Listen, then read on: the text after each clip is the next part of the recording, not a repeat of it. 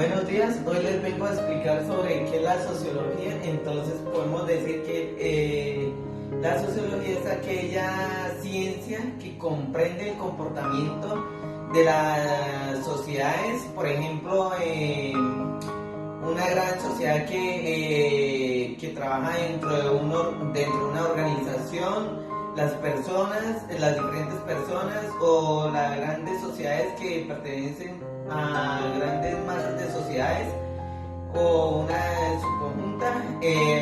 Por otro lado, encontramos que esta sociología estudia dos características. Por un lado, estudia las desigualdades, los valores y... Ahora vamos a relacionar lo que es la sociología, lo que es la comunicación social.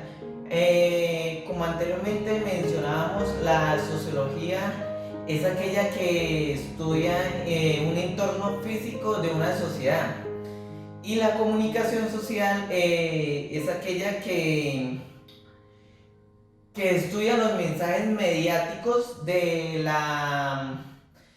que existen en un entorno social, físico y cultural. También se caracterizan por tener esos tres ejes en los diferentes entornos donde trabajan esas comunicaciones, ya sea en la radio, prensa, televisión o el cine.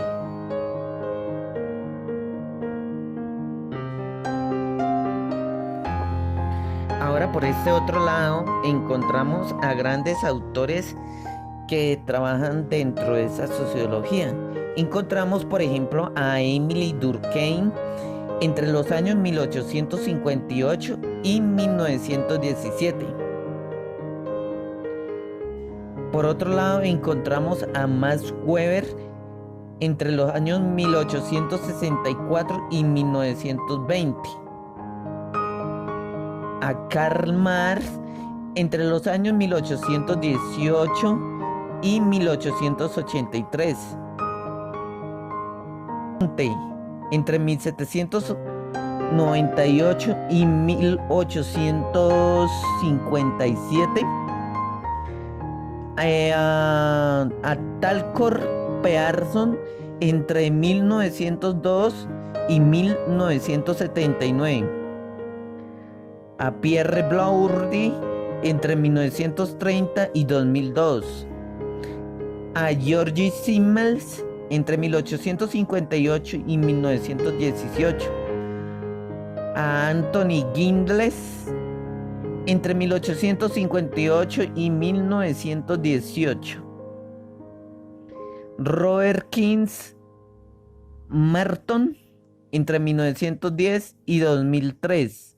Henry de Saint-Simons entre 1760 y 1825. Y Jürgen Habermas. Bueno, estos autores trabajaron sobre la sociología en el estudio y comportamiento humano de un medio social, por ejemplo, de una civilización, un país, un grupo social. Por otro lado, nos dice que el objeto de la sociología es la acción social y a su vez la acción social humana de distintos medios sociales. También los planos de observación macrosociólogo de la sociología globales, los microsociólogos y los diferentes modos de educación social, donde encontramos en un primer eje a Max Weber con la acción social,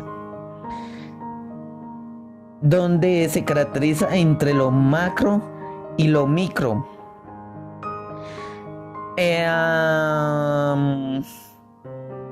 A Émile Durkheim nos dice que en un primer eje la sociología se comprende como un organismo social de estructura según tres características: la interacción social, la acción social y la socialización. Lo macrosociología, ya en lo macrosociología, Emily Durkheim nos dice que se comprende en tres ejes: la sociedad global, la estructura y los agentes sociales. Y en lo microsociológico, el mismo autor nos dice que el individuo en su medio ambiental se da en un entorno social. Ahora más adelante encontramos a Carlos Marx y Federico Engels entre 1845, donde nos dice esos dos grandes autores que un siglo más tarde, después de Rousseau, establecen que por su parte el hombre se hace un ser social en el proceso en el cual se interactúa con otros semejantes primeros y sus necesidades elementales, y después las nuevas necesidades que surgen son precisamente de la búsqueda de la satisfacción de las primeras historias de la civilización. Según Karl Marx, ahora Engels y Marx, más aporte de Engels que de Marx, nos dice que no se sabe cómo se empieza a conformar, primero que todo, el modo de hablar de una capacidad natural de los hombres para tener relaciones de cooperación, de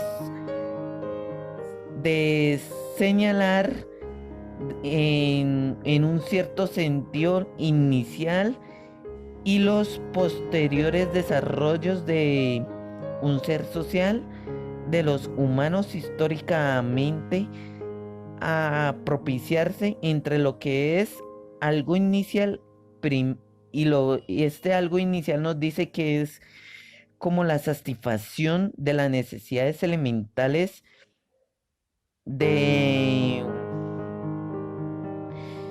del surgimiento del modo de vivir de grandes sociedades contemporáneas.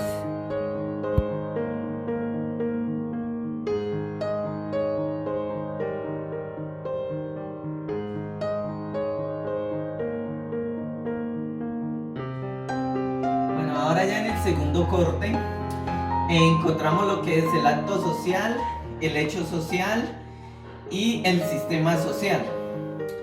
Es fundamental entender esas tres características que después nos llevaría a lo que es a una estructura social. Pero primero que todo, para seguir en esta estructura social, hay que entender primero que todo que es un hecho social y un acto social que nos llevaría a un tercer acto dentro de esta estructura.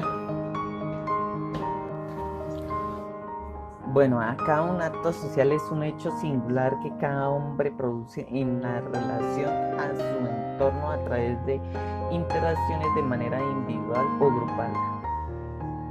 Por el otro lado, nos dice que el cambio es el hecho social en muchas formas más complejo, puesto que esta es una interacción que se produce a nivel macro, es decir, que su influencia se hace sentir a nivel de toda la sociedad, de la institución y a través de los grupos de influencia o entre las personas representativas de un determinado grupo social. Pero esta influencia siempre se hace sentir a través de las pautas, las instituciones y la propia cultura. Bueno, ahora por ese otro lado vamos a encontrar la sociología funcionalista y estructuralista de los medios de comunicación, siguiendo con los temas del segundo corte.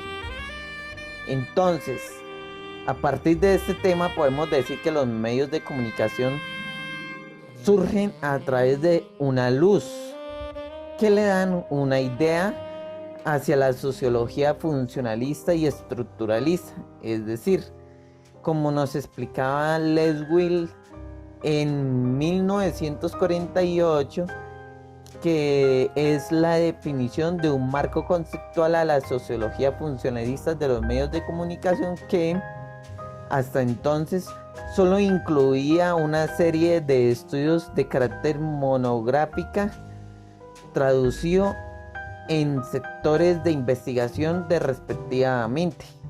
En este encontramos el análisis de control, análisis de contenido, análisis de medios de comunicación o soportes, análisis de ciencia y análisis de los efectos, que en sí es todo lo que podemos observar en cómo empezamos a trabajar a partir de una empresa. Es decir, por ejemplo, cuando nosotros aportamos cierto capital para una empresa, ahí se da un hecho social, lo que le veníamos explicando en el anterior tema. Y a partir de este hecho social empezamos a interactuar una función sociológica y estructuralista de los medios de comunicación, que empiezan a partir una noticia, con el cual buscan un negocio a partir de esta función. Y llegamos al surgimiento del poder, como nos explicaba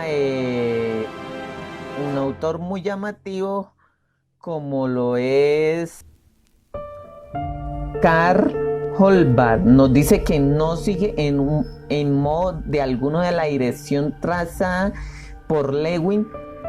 En sí es aquella que adhiere a los presupuestos lewisianos de orientación conductista, es decir, es parte de una investigación de cualquier conocimiento, por ejemplo, los afectados entre los soldados norteamericanos de la Segunda Guerra Mundial, donde podemos encontrar frentes del Pacífico y de Europa. Pretendían medir la eficacia de algunas películas de pro de aliadas, ilustrado las causas y los objetivos del conflicto, sus efectos en la moral y de las tropas, su grado de información y su actualidad de combate. Eso es un buen ejemplo de cómo se puede dar aquí esta imagen, alusiva a lo que podemos llamar la función estructuralista de los medios de comunicación dentro de una empresa. Para hallar esa determinada función, volvemos a empezar desde cero a surgir los medios de comunicación a partir de un hecho o una causa, como les explicaba en el anterior tema. Y a partir de ese surgimiento nace la luz y nace la sociedad. Lo que buscamos en este tema tan relevante y tan importante como es la sociología funcionalista y estructuralista de los medios de comunicación, que en su definición formula que lo ha hecho famoso y que aparentemente está desprovista de ambigüedad, según en 1948 con Lewis, en el marco conceptual a la sociología funcionalista de los medios de comunicación, que hasta entonces solo incluía una serie de obstáculos o estudios de carácter monográfico.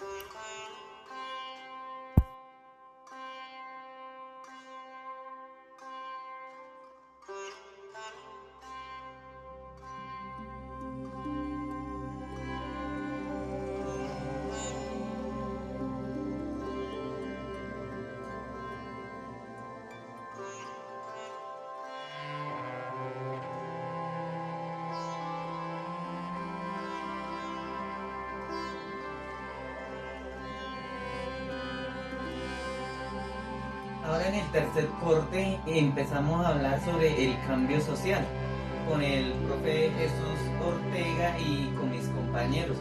Bueno, en primer momento, como les explicaba en la clase virtual Zoom, para que haya un cambio social, los políticos, las personas en común, ya sea a nivel nacional, internacional o en sí a nivel mundial, tiene que haber menos robo, menos, por ejemplo, los bajos impuestos o ser más equitativo. Y para que esto surja, tiene que ser, por ejemplo, las personas a nivel global tienen que juntarse y, no sé, sacar como una norma donde surja este cambio social, como se lo acabé de mencionar. Y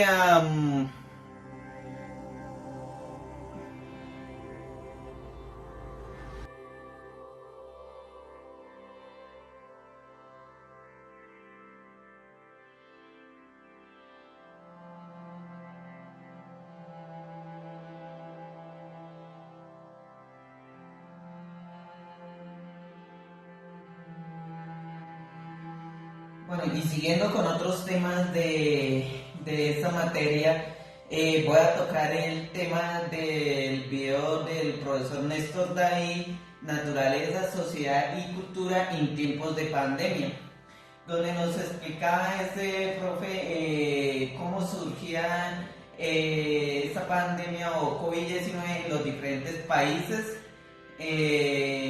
ya sea en México, en Estados Unidos, Inglaterra.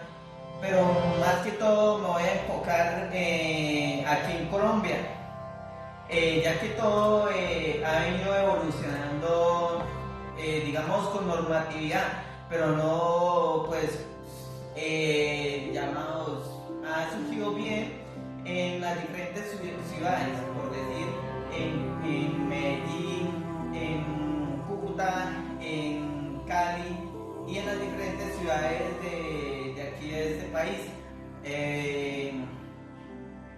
Por otro lado, voy a tocar el tema de Bogotá, ya que las diferentes personas o individuos no han aportado mayor, ¿cómo le digo?, mayor amplitud a que disminuya o a contrarrestar este COVID-19 en cuestión, ya que las diferentes personas de esta ciudad salen y no ayudan a aportar la disminución. No todas las personas de esta ciudad, sino se mantienen a escala, es decir, algunas crecen, otras disminuyen, otras se quedan en casa y ahí va la escala de, digamos, vivos, otros que están reportados como enfermos, otros que ya están muertos, y ahí se ha venido dando el proceso de